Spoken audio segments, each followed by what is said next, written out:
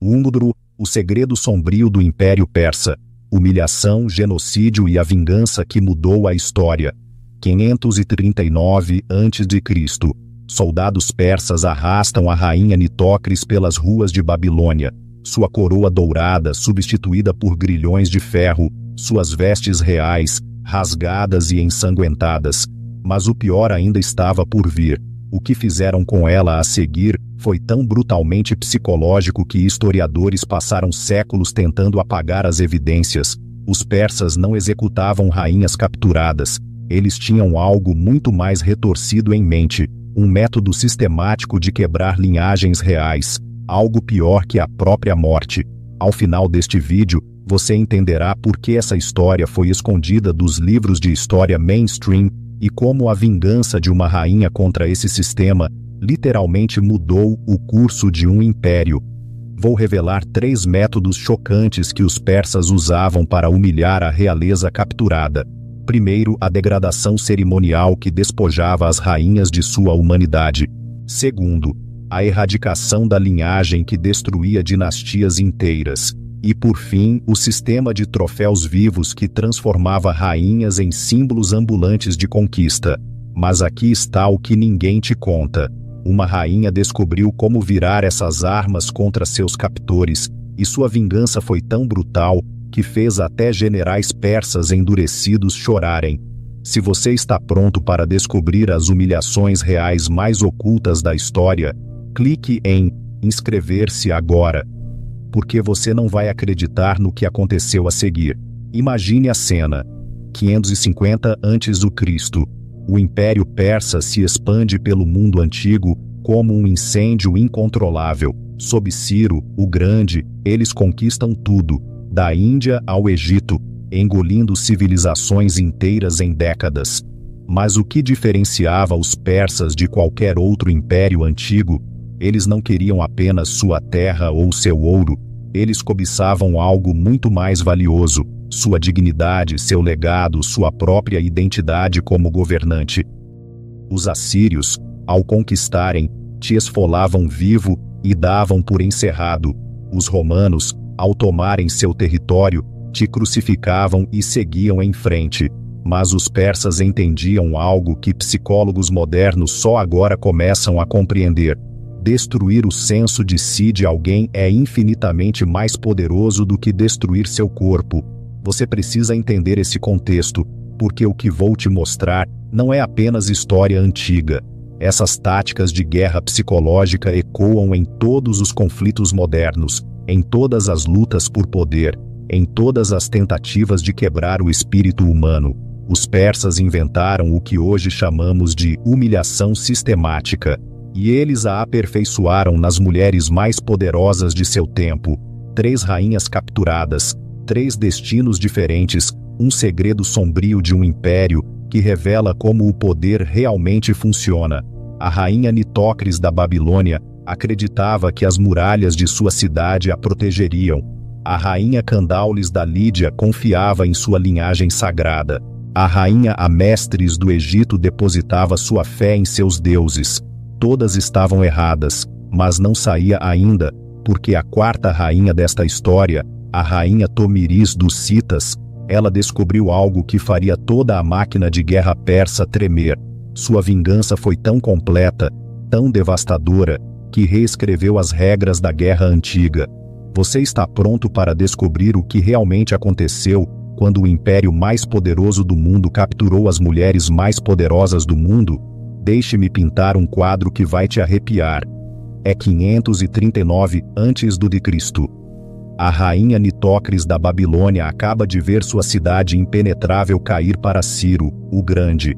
Ela espera a execução, uma morte rápida e honrosa, digna de realeza. Em vez disso, os soldados persas a despojam de sua coroa, suas vestes, suas joias. Mas eles não a matam. Eles fazem algo infinitamente pior. Imagine-se no grande salão do palácio persa. Os homens mais poderosos do império reclinam-se em almofadas de seda, banqueteando-se com iguarias de todo o mundo conhecido. E lá, servindo vinho como uma escrava comum, está a rainha Nitocris, outrora governante da maior cidade do mundo, agora forçada a servir seus conquistadores. Mas aqui está o que Heródoto nunca escreveu. Isso não era apenas humilhação. Era guerra psicológica em seu estado mais refinado. Os persas entendiam que uma rainha morta se torna mártir. Uma rainha humilhada se torna um aviso. Cada nobre do império podia ver exatamente o que acontecia quando você desafiava o domínio persa. Seu sangue real não significava nada. Seu direito divino de governar, inútil. Toda a sua identidade como soberana, arrancada diante de centenas de testemunhas. Imagine ser a rainha Nitócris. Naquele momento, você governou milhões, comandou exércitos, foi adorada como deusa. Agora você cambaleia sob o peso do vinho, enquanto imperadores ouvem nobres persas, zombando de seu reino caído enquanto você enche suas taças. A humilhação não quebra apenas seu espírito, ela quebra o próprio conceito de autoridade real. O historiador antigo, Quitesias, registrou que algumas rainhas duraram meses nesse papel. Outras imploravam pela morte em dias, mas os persas raramente a concediam. Por que matar uma rainha quando você pode exibir seu espírito quebrado como prova da superioridade persa? E aqui está a parte verdadeiramente diabólica. Eles faziam os outros nobres capturados assistirem.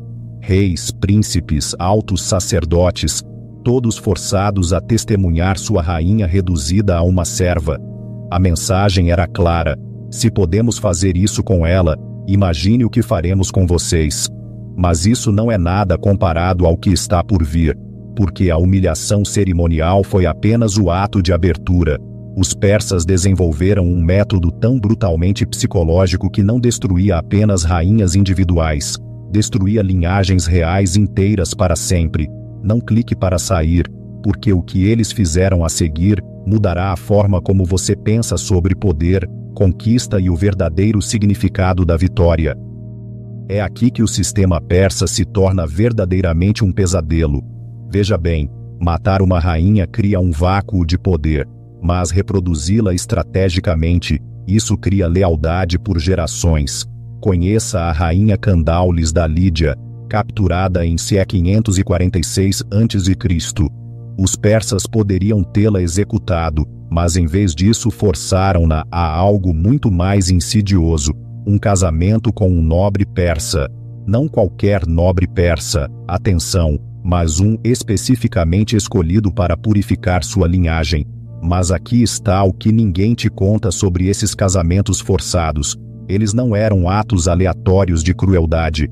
Eram guerra genética calculada. Os persas mantinham registros meticulosos das linhagens reais em todo o seu império. Eles sabiam exatamente quais famílias representavam a maior ameaça ao seu domínio. Quando capturaram a rainha Candaules, eles não viram apenas uma mulher. Eles viram séculos de DNA real lídio, que poderiam potencialmente incitar futuras rebeliões. Então eles a fizeram casar-se com Artapenes, um sátrapa persa escolhido especificamente porque seus filhos com ela seriam persas por lei, lídios de sangue. Qualquer reivindicação futura ao trono lídio agora serviria aos interesses persas. Imagine ser a rainha Candaules nessa posição. Você é forçada a ter filhos que crescerão chamando seus conquistadores de pai, falando persa como primeira língua, adorando deuses persas. Sua própria linhagem se torna a arma usada para pacificar seus antigos súditos. Quitesias registra que Candaules inicialmente se recusou a consumar o casamento. A resposta persa: trouxeram seus nobres capturados e ameaçaram executar um a cada dia até que ela cedesse. Ela durou 3 dias antes de se render para salvar suas vidas.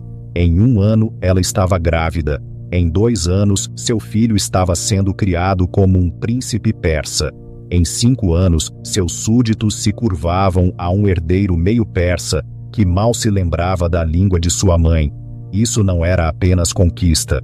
Era genocídio cultural com um sorriso. Mas aqui está a parte verdadeiramente brilhante do sistema persa.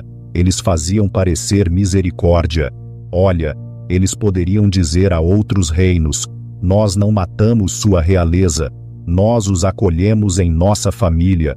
O que eles não mencionavam era que essa recepção apagava sistematicamente tudo o que tornava essas linhagens perigosas para o domínio persa. No entanto, uma rainha encontrou uma maneira de virar essa arma contra seus captores. Ela descobriu uma brecha no sistema persa que lhe permitiria preservar sua linha real enquanto parecia submissa. Sua estratégia foi tão astuta que levou décadas para os persas perceberem que haviam sido superados. Mas essa revelação terá que esperar, porque primeiro você precisa entender o terceiro e mais devastador método psicológico no arsenal persa: o sistema de troféus vivos que transformava rainhas em monumentos ambulantes de sua própria derrota. É aqui que os jogos mentais persas atingem seu pico absoluto de crueldade. Imagine ser a rainha Amestriz do Egito, capturada após a Batalha de Pelúsio em Xi'an 25 a.C. Você governou o reino mais rico da terra, foi adorada como filha do próprio Ra. Agora você está acorrentada diante de Cambises, esperando a tradicional execução real. Em vez disso, ele sorri e diz 4 palavras que a assombrarão para sempre: você vem conosco. O que acontece a seguir é tortura psicológica disfarçada de misericórdia. Os persas não matam a rainha Amestriz. Eles nem a trancam. Em vez disso, eles a desfilam por todas as grandes cidades de seu império como um troféu vivo de conquista. Imagine essa cena. Você é um cidadão persa em Persépolis, assistindo ao desfile anual de Vitória. Carruagens douradas passam, carregando tributos de terras conquistadas. Nobres persas exibem armas capturadas e tesouros roubados. E lá, caminhando em correntes douradas atrás da carruagem real, está a rainha Amestriz, ainda usando uma coroa, ainda vestida com trajes reais, mas claramente, inegavelmente derrotada. Mas aqui está o que torna este sistema verdadeiramente diabólico. Eles mantiveram seu status real intacto enquanto a tornavam impotente. Ela ainda era tecnicamente uma rainha, ainda recebia certos respeitos cerimoniais, ainda era tratada por seus títulos reais. A humilhação não estava em despojar sua identidade, estava em preservá-la enquanto a tornava sem sentido. Xenofonte registrou que a rainha Amestriz foi desfilada por 47 cidades diferentes ao longo de 3 anos. Em cada cidade, multidões se reuniam para ver a rainha domada, a mulher que um dia comandou o Nilo, agora reduzida a uma curiosidade, um lembrete vivo da dominação persa. Pense no impacto psicológico em ambos os lados. Para os povos conquistados, ver sua ex-rainha acorrentada destrói qualquer esperança de restauração. Se sua rainha deusa pode ser reduzida a um troféu, que chance eles têm? Para os súditos persas, isso reforça a invencibilidade do império. Até os governantes mais poderosos se tornam animais de estimação do poder persa. A parte verdadeiramente doentia, os persas tratavam isso como bondade. Vejam quão misericordiosos somos, eles diziam. Poderíamos tê-la matado, mas em vez disso permitimos que ela mantivesse sua coroa. O que eles não mencionavam era que a coroa se tornara uma gaiola dourada, e a rainha, um símbolo vivo de sua própria derrota. Mas isso nos leva ao caso mais chocante de todos, um que faria até generais persas endurecidos chorarem, porque houve uma rainha que se recusou a jogar pelas regras deles, e sua resposta foi tão brutal, tão completamente intransigente, que literalmente mudou a forma como o Império Persa tratava a realeza capturada para sempre. Fique comigo, porque a vingança da rainha Tomíris está prestes a explodir sua mente. Eu sei que isso está ficando sombrio, mas se você ainda está assistindo, você está claramente tão fascinado pelas verdades brutais da história quanto eu. Certifique-se de estar inscrito, porque na próxima semana revelarei os métodos secretos de tortura usados pelos imperadores bizantinos que fazem este sistema persa parecer gentil. Mas agora precisamos falar sobre a rainha Tomíris. a mulher que quebrou a máquina de guerra persa com um único ato inesquecível de vingança. 528 a.C., o grande Ciro, o grande conquistador da Babilônia, destruidor de reinos, arquiteto do Império Persa, marcha para o norte para enfrentar os citas. Ele nunca perdeu uma batalha importante. Ele nunca encontrou um inimigo que não pudesse quebrar. Ele está prestes a encontrar a rainha Tomíris. Mas aqui está o que torna essa história diferente de tudo que discutimos até agora. Tomíris sabia exatamente o que os persas faziam com rainhas capturadas. Ela tinha ouvido falar de Nitocris servindo vinho. Ela tinha aprendido sobre o casamento forçado de Candaules. Ela tinha visto a rainha Amestris desfilada pelas cidades persas. E ela tomou uma decisão que ecoaria pela história. Quando Ciro cruzou o território cita, Tomíris enviou-lhe uma mensagem que Heródoto preservou para a posteridade. Governe seu próprio povo, rei da Pérsia, e tente suportar a visão de mim governando o meu. Mas você não aceitará meu conselho, porque a paz não é o que você deseja. Ela estava oferecendo a ele uma saída. Ele poderia recuar com a honra intacta. Em vez disso, Ciro usou a típica guerra psicológica persa. Ele capturou o filho de Tomíris por engano, planejando usá-lo como alavanca para forçar sua rendição. É aqui que Ciro cometeu seu erro fatal. Ele presumiu que Tomíris reagiria como qualquer outro pai real que ele havia manipulado. Ele esperava que ela negociasse, implorasse, eventualmente cedesse para salvar seu filho. Em vez disso, Tomíris enviou de volta uma mensagem que ainda me dá arrepios. Ciro sedento de sangue, não se orgulhe do que fez. Devolva-me meu filho e deixe esta terra ileso. Se não o fizer, juro pelo filho que lhe darei mais sangue do que você pode beber. Quando seu filho morreu em cativeiro persa, seja por suicídio ou assassinato, as fontes discordam. Algo dentro de Tomíris se quebrou. Mas não se quebrou em submissão. Quebrou-se em vingança absoluta e intransigente. A batalha que se seguiu não foi apenas uma derrota militar, foi aniquilação sistemática. Tomíris não apenas derrotou o exército persa, ela orquestrou a morte de Ciro de uma maneira especificamente projetada para zombar de tudo o que o sistema persa representava. Após a batalha, ela encontrou o corpo de Ciro entre os caídos. Mas ela não pegou a cabeça como troféu. Ela não desfilou seu cadáver pelas cidades citas. Em vez disso, ela mandou encher um saco de couro com sangue humano e enfiou a cabeça decepada de Ciro nele. Suas palavras, preservadas por vários historiadores: tome, beba seu farto de sangue. Isso não foi apenas vingança, foi uma declaração filosófica. Os persas construíram seu império sobre dominação psicológica, sobre quebrar espíritos enquanto preservavam vidas. Tomíris rejeitou todo o sistema.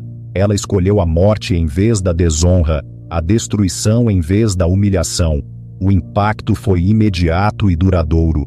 Reis persas após Ciro raramente tentaram as táticas de guerra psicológica que discutimos.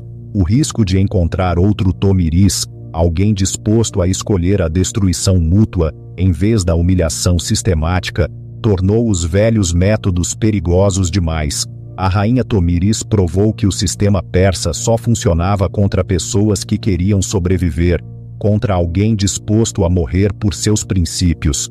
Era inútil. Então, aí está. Os 3 métodos que fizeram do Império Persa a máquina de conquista psicologicamente mais sofisticada da história antiga, e a única rainha que quebrou tudo. A humilhação ritual que despojava a dignidade, a erradicação da linhagem que destruía dinastias, o sistema de troféus vivos que transformava a derrota em exibição permanente. Essas não foram apenas crueldades antigas, foram os projetos para a guerra psicológica moderna, estruturas de poder corporativo e táticas de dominação política ainda usadas hoje.